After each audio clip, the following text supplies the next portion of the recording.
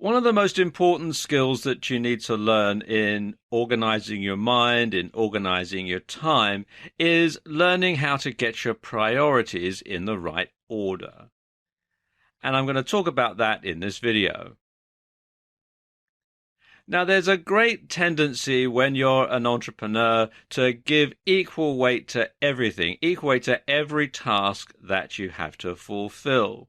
And quite often, especially when you're just starting out, you find that you have a lot of different tasks to fulfill. You've got to do all sorts of things in your home, in your business, and so on. So you might have to do things like cooking, cleaning, looking after your family, home maintenance, all things that are going to take up your home life, transport, dad's taxi takes everybody where they want to go.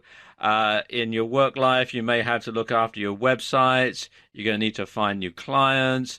You're going to have to create products or provide the services. You're going to have to handle correspondence, emails, phone calls, letters, that sort of thing. You're going to have to keep up with the accounts and paying the bills. And it can be very difficult to fit it all in. No wonder our caricature in the middle here looks so glum.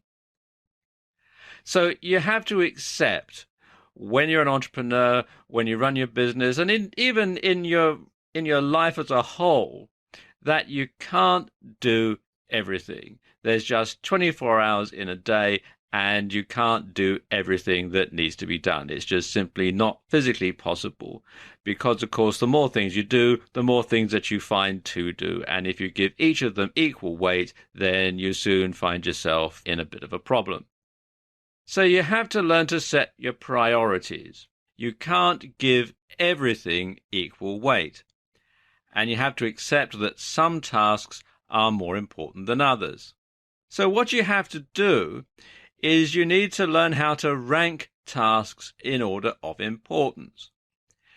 And you need to rank them like this, really. First of all, top priority are the tasks that you must do, come what may, come whatever you must do, whatever this task is. And this could be something in your business life, like going out and getting some new clients. It could be something in your home life, like you must pay your mortgage, that sort of thing. And then there's the things that you should do. And these are the things that you should do, and you're going to try your darndest to, but you can't 100% guarantee that you're going to be able to do it because they don't have as high a priority as the things that you must do. And then there's the things that you could do, if there's time. Otherwise, it's no big deal. And then there's the stuff that you can't do.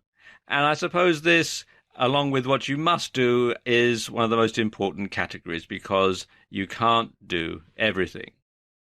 Now, exactly what your top priority is going to be is going to depend a lot on you, on your business, and your circumstances. So when it comes to deciding what sort of priority to give something, you need to ask yourself, if I don't do whatever today, what's the worst thing that can happen?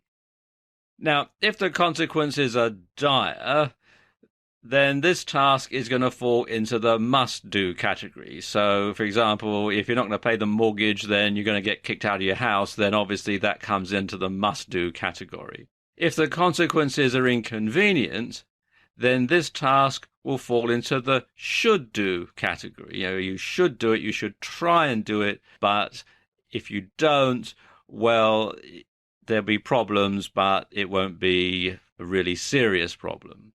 And if the consequences are no big deal, then this task should fall into the could-do category or the can't-do category.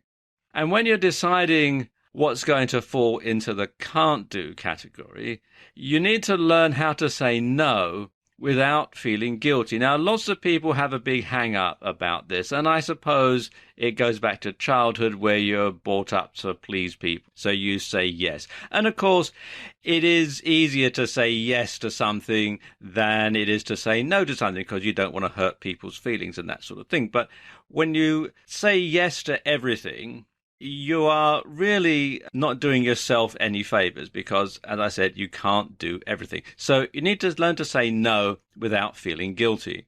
And if you don't have the time to do something, then you don't have the time to do something. It's that simple. It's not about being selfish. Lots of people will lay on a guilt trip when you say, oh, no, I can't do this. Oh, really? Why not? Blah, blah, blah, blah, blah. But it's not that way at all. It's not about being selfish. Because when you say no to something, it means that you're able to say yes to something that's more important. So something that goes at a low priority and you say no to it, it means that you're saying yes to having the time to doing something that's more important, that's something that's in the must-do category or the should-do category. Now, there's a very good book on this subject called How to Say No Without Feeling Guilty by Patty Brightman and Connie Hatch, and you can buy it at Amazon.com and good bookstores. And it goes into this in a lot of detail about the psychology of how you say no without feeling guilty.